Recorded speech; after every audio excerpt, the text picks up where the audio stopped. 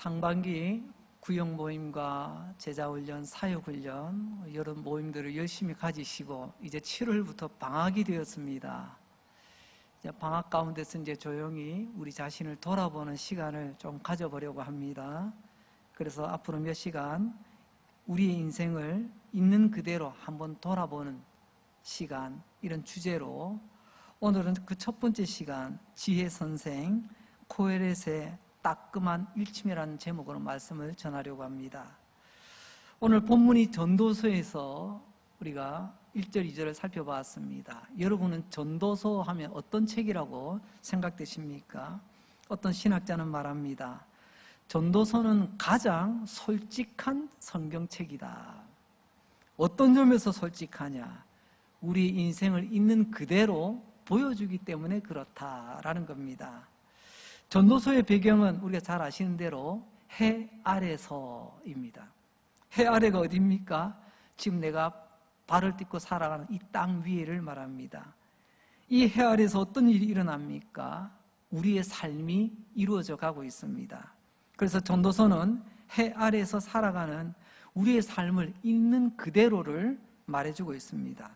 한마디로 말하면요, 군더더기 없이 가차 없이 말해주고 있습니다. 놀랍게도 전도서를 살펴보면요, 전도서에는 영생 또는 구원, 기도 이런 주제가 나타나지 않습니다. 왜 그럴까요? 그것은 바로 우리의 있는 모습 그대로를 그야말로 가차없이 보여주기 때문에 그렇습니다. 전도서는 외과 의사라는 말도 있습니다. 우리가 몸이 좀 이상 증상이 있으면 병원에 가서 검사를 받지 않습니까? 그럼 가장 먼저는 내과 의사 선생님을 뵙게 됩니다. 그런데 내과 의사 선생님이 이렇게 검진해 보시고 어떤 약을 써도 좀 효과가 없으면 좀 상태가 심각하다 싶을 때는 외과로 이제 넘어가게 됩니다. 외과에서는 어떤 일을 하죠?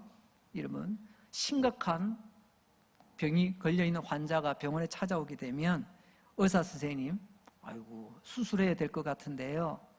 그래서 의사 선생님은 수술용 칼 메스로 그 사람의 배를 째서 속을 들여다보고 그리고 상태를 진단하게 됩니다. 내가 선생님의 배를 열고 봤더니 아이고 상태가 너무 안 좋습니다. 심각하네요. 의사 선생님은, 특별히 외과 의사 선생님은 꾸미지 않습니다. 왠 줄 아십니까? 그것은 다름이 아니라 내가 듣기엔 너무 냉정하고 너무 매몰차고 인정머리 없는 말 같지만 그러나 제대로 된 말을 합니다. 지금 선생님 속이 엉망입니다. 너무 안 좋습니다. 왜냐하면 이런 말을 듣고 처음에는 환자는 충격이고 때로는 절망하게 될 것입니다. 그러나 절망에서 끝나지 않습니다. 절망을 딛고 이제 희망의 줄을 찾기 시작합니다. 처음에는 충격이었어요. 하지만 선생님, 그러면 나 어떻게 해야 되는데요? 어떻게 이 병을 고칠 수 있나요? 어떻게 하면 내가 살 수 있나요? 이렇게 절망에서 희망으로 이어지게 되는 거죠. 가차없는 말을 하는데 여기서 작은 희망이 솟아나게 하는 것, 그게 바로 전도서의 내용이라고 요약해서 말씀드릴 수가 있습니다. 마치 이런 거죠. 우리가 죄인임을 알 때 우리는 우리의 구원자 되시는 하나님을 갈망하게 되어 있습니다. 내가 죄인임을 알 때 하나님을 찾는다니까요. 그래서 우리는 하나님의 말씀을 통해서 우리가 어떤 죄인인가를 알게 됩니다. 그러나 세상은 거꾸로죠. 세상은 다른 건 몰라도 나보고 죄인이라는 소리를 제일 듣기 싫어합니다. 이게 뿌리가 있어요. 이 모든 것의 뿌리는요, 가까이는요, 공산주의입니다. 여러분, 공산주의의 뿌리가 뭐예요? 하나님은 없고 하나님은 죽었고요. 그 하나님 있는 종교는 아편이라고 하면서 인간이, 우리가 절대적으로 완전하다는 겁니다. 인간의 완전함을 믿고 출발하는 생각이 이 공산주의라는 이론이고요. 여기서 파생된 이론들이 이제 오늘날 우리 장로들 기도하신 것처럼 지난주 우리가 한번 심도 있게 살펴보았지 않습니까? 공산주의로 전공법으로 안 되니까 이제 우회적으로 아, 이거 공산주의가 안 먹혀 들어가네. 알고 보니까 이게 교회가 버티고 있고 그 뒤에는 가정이라는 가치가 있기 때문에 이게 제대로 먹혀들질 않는 거예요. 그래서 교회를 깨고 가정을 깨기 위해서 그들은 묘하게 색깔을 바꿨습니다. 이제는 겉으로 공산주의를 하지 않고 성혁명이라는 이름으로 그 가운데 이제 뿌리를 내려서 이제는 차별금지법이라는 이름으로 우리에게 다가왔어요. 겉으로 볼 때는 그럴듯합니다만은 속을 들여다보면 우리 장로님 기도하신 것처럼 창조 질서를 무너뜨리고 하나님의 교회를 무너뜨리고 가정의 가치를 무너뜨리는 게 핵심이거든요. 다시 한번 돌아옵니다. 세상은 내가 죄인이라는 것을 인정하지 않으려고 합니다. 그래서 점점 하나님으로부터 멀어지려고 해요. 하나님의 말씀인 성경을 우리에게 이렇게 곳곳에서 말합니다. 한번 따라서 해보시겠습니다. 하나님을 가까이 함이 내게 복이더라. 믿습니까? 이게 하나님의 말씀이에요. 하나님을 가까이 하는 것이 복인데 세상은 자꾸만 이런저런 이유와 핑계, 이론과 사상을 덧입혀서 하나님으로부터 멀어지려고 합니다. 여러분, 의사 선생님이 우리의 진짜 모습을 이야기해 주지 않으면 우리는 절망할 일이 없겠죠. 그러나 고칠 수도 없고 더 이상 살 수도 없어요. 전도서는 가차없이 말해주는 의사 선생님과 같다. 의사 선생님은 환자를 사랑하기 때문에 고치고 살리기 위해서 때로는요 냉정하지만 가차없는 말을 쏟아내는 것입니다. 그래야만 살 소망을 품게 되어지고 어떻게든 살아보려고 애쓰기 때문에 그렇습니다. 전도서는 오늘 이렇게 시작합니다. 마치 외과 의사가 등장하듯이 병원에 가면 하얀 가운을 입은 의사 선생님 항상 입으면 이름표가 달려있더라고요. 마치 유능한 외과 의사처럼 전도자라는 이름표를 단 한 사람이 등장합니다. 이 전도자는 유명한 외과 의사처럼 수술용 칼로 이 땅에서 살아가는 사람의 배가 아니라 우리의 삶, 우리의 인생을 째보고 들여다보고 진단을 합니다. 그리고 가차없이 조금도 꾸밈없이 한마디를 툭 던집니다. 그 말이 곧 해 아래서 살아가는 당신, 그 인생을 열어다 보니 모든 것이 헛됩니다. 이런 충격적인 말을 던지게 됩니다. 이 말에는 예외가 없어요. 우리는 지금 모두 영어로 under the sun, 태양 아래서 살아갑니다. 그래서 성경은 해 아래서 살아가는 우리, 그 인생은 헛되다라고 말씀하고 있는데요. 1절 다시 한번 봅니다. 다윗의 아들 예루살렘 왕 전도자의 말씀이라. 여기 보니까 전도자라고 표현하네요. 여러분 전도자 하니까 뭐가 생각나세요? 아니 목사님 제가 전도자 아닙니까? 제가 우리 구역에서요, 우리 전도회에서요, 제가 몇몇 사람이 같이 일주일에 몇 번씩 전도지 들고 또 우리 전도용품 들고 나가서 전도하는 사람, 제가 전도자 아닙니까? 혹 그렇게 생각하는 분이 계실지도 모르겠습니다. 물론 전도자라는 말을 놓고 보자면 틀린 말은 아니에요. 그러나 오늘 이 전도서에서 말하고 있는 전도자, 한문으로 전할전도, 길도자, 그죠? 길을 전한다. 길이란 것은 진리를 말하거든요. 길을 전하는 사람이라 그렇게 표현하고 있는데, 이 전도자라는 말이 히브리어로 코헤렛, 오늘 제목에 들어와 있죠. 전도자가 히브리어로 코헤렛입니다. 근데 이 말에는요 두 가지 뜻이 있는데, 하나는 수집한다. 수집은 뭐죠? 물건을 모으고 때는 이런저런 정보를 모으고 유형, 무형의 것들을 내가 모으는 것을 수집한다라고 말해요. 그리고 두 번째 뜻은요 소집한다라고 말합니다. 비슷한 말인데 전혀 다른 의미죠. 수집은 물건을 모으고 여러 가지 정보와 여러 가지 것들을 모으는 것이 수집이라고 한다면, 소집한다고 하는 것은요 사람을 모으는 것을 말합니다. 그럼 이게 무슨 말이냐? 내가 이런 물건도 만져보고 이런 것도 만들어보고 이런 이야기도 읽어보고 저런 소식도 들어보고 모든 것을 내가 다 접해서 내가 결론이 나왔다는 겁니다. 그래, 이것을 많은 사람들에게 전해줘야지. 그래서 이 전도자는 말이 어떤 번역 성경에는 스피커, 연설자라고도 표현되어 있고요, 때로는 티처, 선생님이라고도 표현하고 있습니다. 내가 지금까지 보고 듣고 경험한 많은 것들을 모아보니 결론이 이렇더라, 이것을 사람들에게 전해준다는 거죠. 그래서 우리말로는 전도자라, 그 의미를 살려 그대로 기록을 해놓은 것입니다. 여러분, 조금 전에 다윗의 아들 예루살렘 왕 전도자의 말이라고 했습니다. 이 말은 곧 다윗의 아들 예루살렘 왕 나 지혜 선생 코엘렛이다 라고 하는 말과 같은 것이죠. 자, 그럼 이제 두 번째 주제로요, 이 지혜 선생 코엘렛이 우리에게 따끔한 일침을 가합니다. 오늘 말씀 제목이죠. 2절 말씀입니다. 전도자가 이르되 헛되고 헛되며 헛되고 헛되니 모든 것이 헛되도다. 지혜 선생 코엘렛이 툭 한마디를 내뱉는데, 여러분, 그게 헛되다는 말, 그것도 5번씩이나 반복해서 강조하고 있습니다.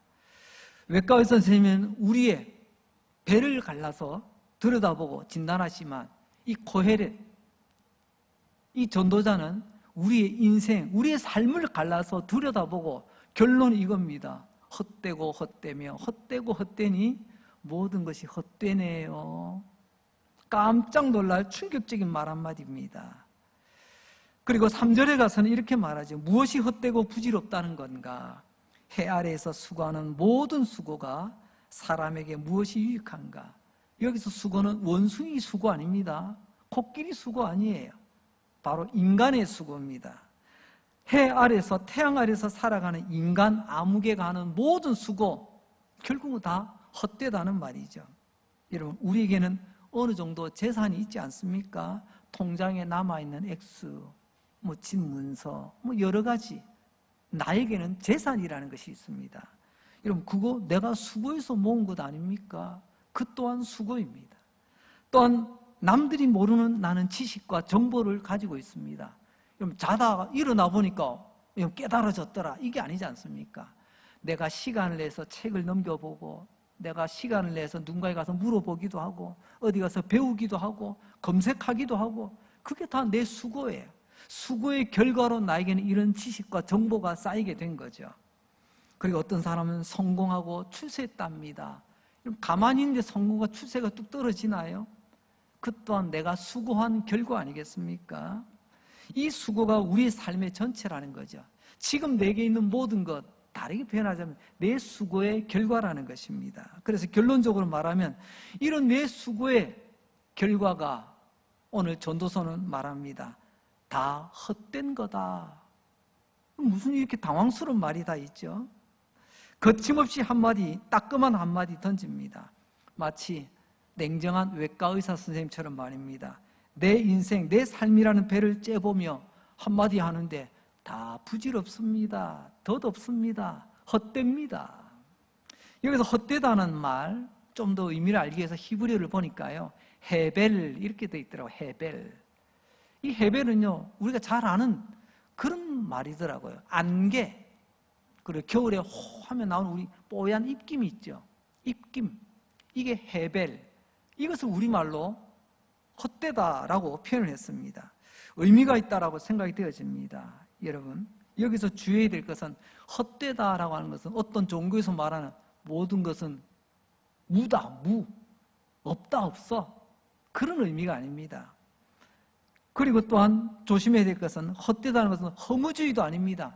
어차피 이런 인생 이래도 그만 저래도 그만, 그렇게 인생을 막살나는 것도 아닙니다. 여기서 가장 중요한 것, 헛되다는 것은요, 없다, 양의 문제가 아니고요, 헛됨의 의미, 가치의 의미가 담겨 있습니다. 안개라고 비유를 했는데요, 입김이라고 비유했는데요, 이것은 4가지 모양을 가지고 있습니다. 첫째는 일시적입니다. 안개가 있죠.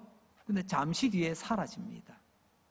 어저께도 어제 결혼 예식이 있어 서울에 다녀오는 길에 이 대관령쯤 오면 앞이 뽀예요.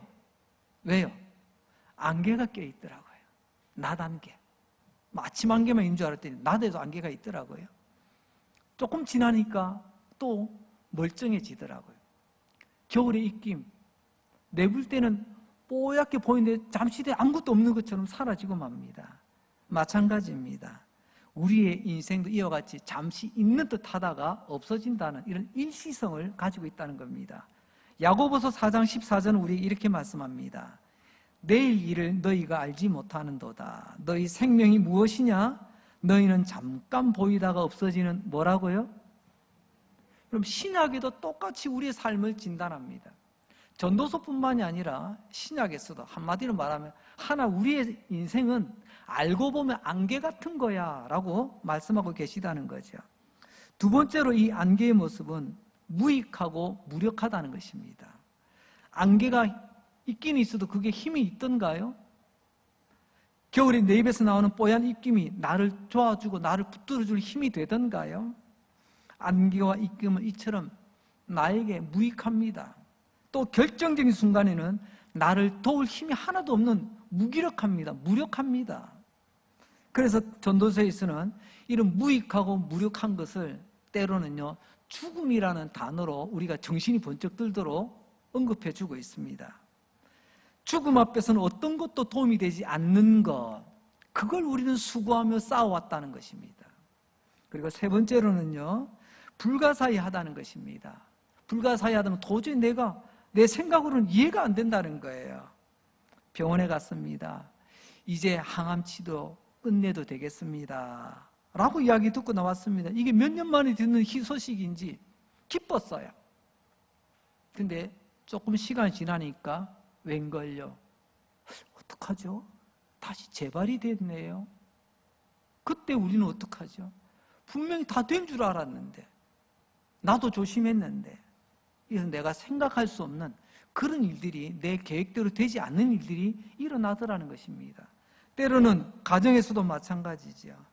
말썽부리던 아들, 말썽부리던 딸, 엄마 아빠 앞에 무릎 꿇고 이야기합니다. 엄마 아빠 죄송해요. 이제 앞으로는 정신 차리고 반듯하게 살아갈게요. 그럴 줄 알았습니다. 마음 놓았습니다. 이제는 인간이 됐구나 하고 있었는데 그만 얼마 못 가서 또 대형 사고를 치고 나타납니다. 이런 일들, 이게 바로 안개처럼 잡았다 싶었는데 조금 뒤에는 아무것도 없는 말짱 도루묵이, 어떻게 이런 일이, 이런 불가사의한 그런 속성도 안개가 가지고 있더라. 그리고 또한 마지막으로 네 번째로는요, 이 안개는 때로는 부조리하고 때로는 모순처럼 보이더라는 것입니다.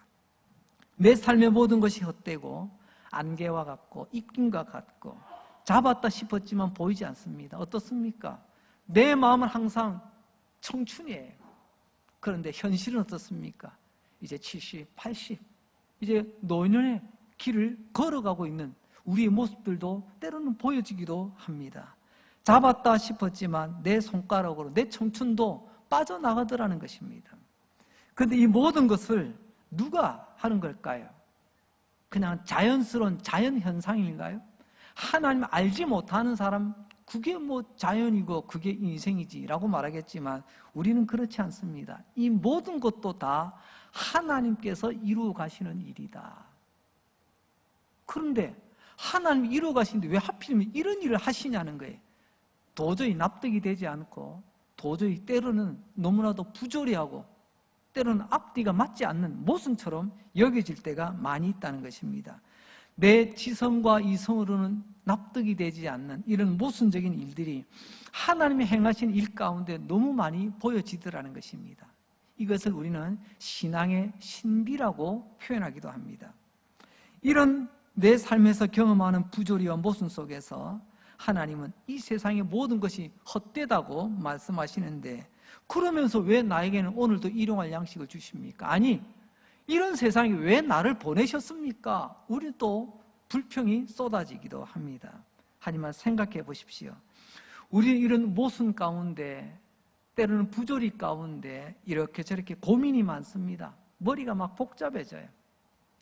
우리는 고민되지만 하나님은 고민할 게 하나도 없습니다. 우리 하나님은 전능하신 하나님이시기 때문에, 그러나 우리는 태양 아래서 살아가는 사람들이기 때문에 모순과 부조리를 보면 우리는 너무너무 답답하기 그지없습니다. 그래서 오늘 지혜 선생 코헤렛이 헛되다는 말로 우리로 하여금 정신 차리라고 따끔한 일침을 주고 있는 것입니다. 자, 여기까지 내용을 잠시 한번 정리해 봅니다.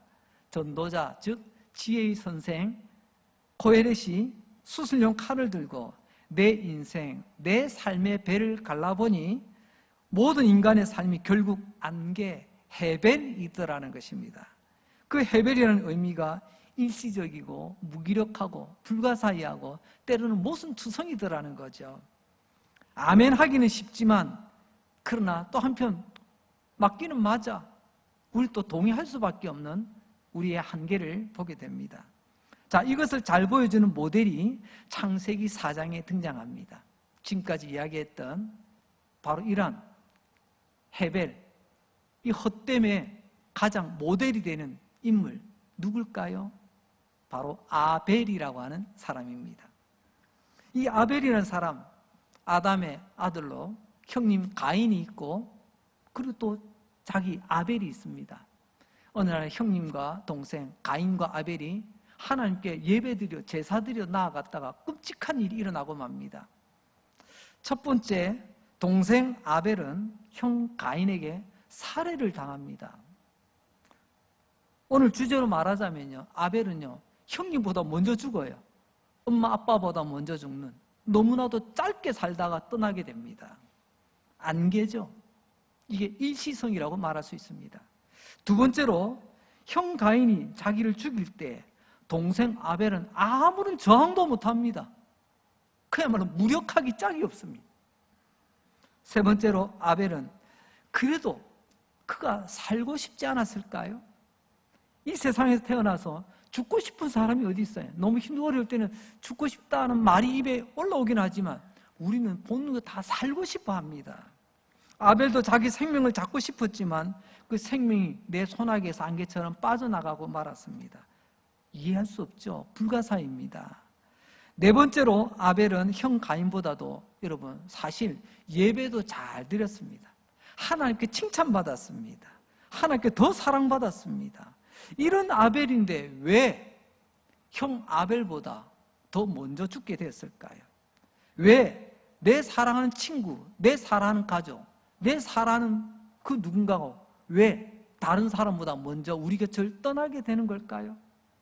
우리는 이런 모순과 부조리한 상황 때문에 우리는 굉장히 힘들어할 때도 있습니다.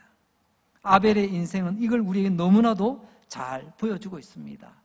우리는 흔히 아벨 하면 맞아, 가인보다 예배를 잘 드렸던 사람, 물론 이것은 절반은 맞고 절반은 틀린 것입니다.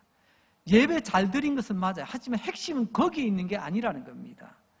아벨도 하나님 앞에 예배 잘 드리고 하나님 칭찬하셨지만 그러나 그 아벨도 우리가 생각지 못하게 형보다 생각지도 못하게 먼저 떠날 수 있고 칭찬받는 인생을 살았지만 우리보다 먼저 떠날 수도 있더라는 것입니다. 비록 가장 예배 잘 드리고 가장 사랑을 많이 받은 사람이라 할지라도 우리보다 먼저 우리 곁을 떠날 수 있다는 말이죠. 이 아벨 이야기 들으면서 어떤 생각이 드십니까? 오늘 주제로 맞자면 역시 해 아래선 아벨의 인생도 헛되구나, 즉 안개와 같구나. 예배 잘 드리면 되는 줄 알았는데 주님 말씀 들어보니 이런 아벨의 삶도 때로는 덧없다고 여겨질 수도 있겠구나라는 것입니다. 그런데 여기서 우리에게 중요한 것은요, 여러분, 우리 아벨이란 말을 썼습니다. 그런데 앞에서 헛되다는 히브리어가 헤벨이라고 했습니다. 뭔가 좀 비슷하죠? 우리말은 자음과 모음이 있습니다. 그죠? 기역, 니은, 디귿, 리을, 자음이 있고 아야, 어요, 오요, 모음이 있습니다. 자음과 모음이 만나서 우리가 쓰는 말이 되는 거예요. 우리는 문자가 그렇게 배열이 됩니다. 자음 더하기 모음이에요. 때에 따른 그 자음, 모음 또 밑에 또 자음이 들어가기도 하죠. 히브리어는 특징이 있어요. 히브리어는요, 자음은 있는데 모음이 따로 원래 없습니다. 후대에 와서 이제 편의상 사람들이 이렇게 쓰자 약속해서 이제 모음을 조금 붙여서 쓰기도 합니다만은 원래 히브리어는 자음밖에 없어요. 그래서 그 자음을 참 히브리인들은 요령껏 또 읽어냅니다. 여러분, 아벨이라는 자음과 헤벨이라는 이 자음, 히브리어는 똑같습니다. 이게 무슨 말일까요? 아벨의 삶을 통해서 헤벨, 하나님께서 말씀하시고자 하는 이 안개와 같은 인생, 입김 가둔 인생, 헛된 인생임을 깨달으라는 것입니다. 신학자 깁스는 우리에게 이렇게 이야기합니다. 지혜 선생 코헤렛이 수술실에서 나오자마자 우리의 뒤통수를 세게 때린다. 여러분, 우리가 가끔 지내다 보면 누군가의 뒤통수를 톡 때릴 때가 있습니다. 언제 때리죠? 아마 두 종류가 있을 것 같아요. 하나는요, 괜히 꼴보기 싫은 놈, 괜히 지나가다 뒤통수한테 툭 때립니다. 여러분 그런 일 없겠지만 제가 예전에 학교 교무실에 불려간 적이 있습니다.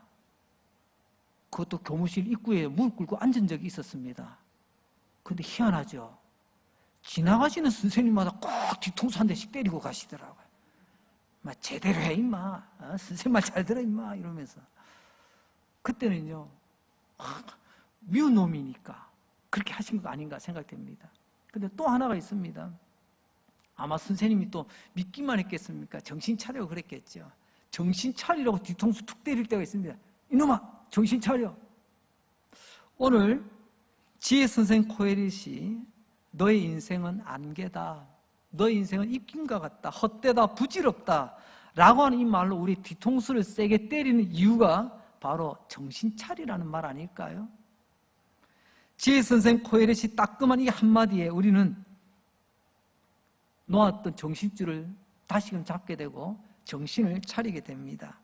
우리가 세상에서 수고하고 이루어 놓은 것, 내가 행한 것, 내가 가진 모든 것 헛되다고 정신 차리라고 깨우쳐주게 될 때 우리는 다시금 잠시 있다 사라지는 것을 붙드는 삶이 아니라 영원히 남아있는 것을 우리는 관심 두게 됩니다. 그래서 이 헛되다라고 하는 것은요, 없어진다는, 없다, 없다는 양의 문제가 아니라 앞서 가치의 문제라고 했지 않습니까? 헛되라고 판단하는 기준은 두 가지입니다. 내게 있는 모든 것, 이게 헛된 건지 아닌 건지, 내가 행한 것 헛된 건지 아닌 것인지, 내가 이루어 놓은 것 헛된 것인지 아닌 것인지 알 수 있는 두 가지 기준이 있습니다. 첫째, 영원히 남는가, 영원히 남지 않는가. 이 비밀을 깨달은 누군가는 이렇게 고백을 합니다. 오직 한 번뿐인 인생 속히 지나가리라. 그리스도를 위한 일만이 영원하리라. 이 비밀을 아는 사람만이 이 고백을 할 수 있는 것입니다. 영원히 세상에 남는 것 아무것도 없습니다. 누군가는 이야기합니다. 우리 할아버지 때요, 우리 증조 할아버지, 우리 고조 할아버지 때 우리 떵떵거리는 거부였습니다. 그렇게 이야기 들었다는 거예요. 그래서 지금은요, 아무것도 없어요. 여러분, 그렇습니다. 시간 지나면 없어지는 게 있습니다. 하지만 시간이 지나도 남아있는 게 있습니다. 전도서는 그걸 오늘 우리에게 말씀하는 겁니다. 내가 이룬 것, 내가 가진 것, 내가 성취한 것이, 이 모든 것이 안개처럼 지금은 있는 듯 하나 잠시 뒤면 없어질 것을 내가 붙들고 있지는 않는가. 두 번째, 헛되다고 말할 수 있는 것 기준은요, 이 모든 것들이 결국은 죽음으로부터 우리를 구원해주지 못한다는 것입니다. 즉, 죽음 앞에서는 아무 소용없더라는 것입니다. 어느 날 죽음이 나에게 찾아왔을 때 내가 모은 것, 내가 쌓은 것, 내가 이루어 놓은 것들, 그 모든 것들이 이 죽음으로부터 나를 벗어나게 하던가요? 그럼 이 모든 것은 헛된 것입니다.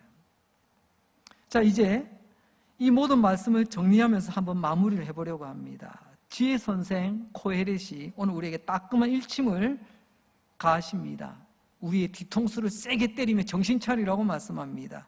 그래서 미워서가 아니라 사랑해서, 아직 우리에게 살 길이 있다고, 헛되다는 말 듣고 절망하지 말고 다시금 정신 차리고 희망의 줄을 잡으라고 말입니다.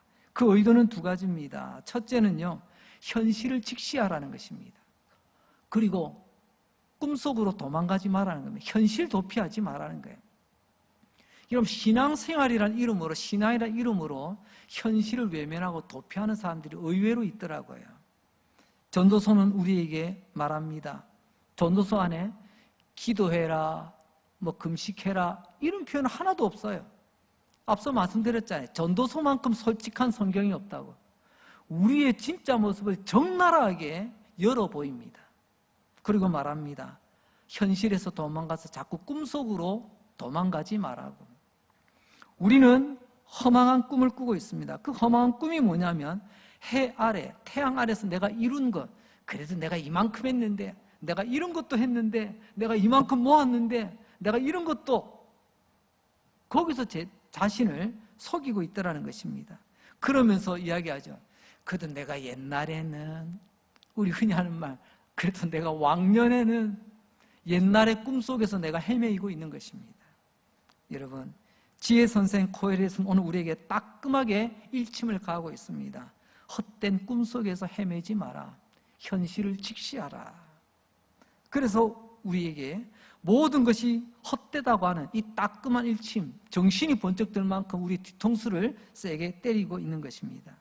두 번째로 우리에게 이렇게 말씀하시는 의도는요, 절망, 헛되다는 말 들으면 절망이죠. 하지만 절망으로 끝나는 것이 아니라 절망을 통해 갈망함으로 나가라는 것입니다.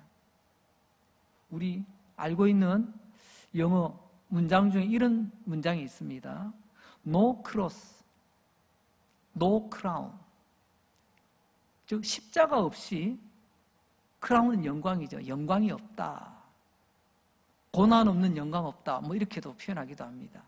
비슷합니다. 이런 절망함이 없이 하나님을 갈망하지 않습니다.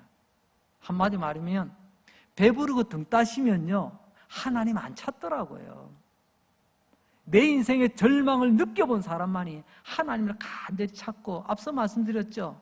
하나님을 가까이 하면 복이라.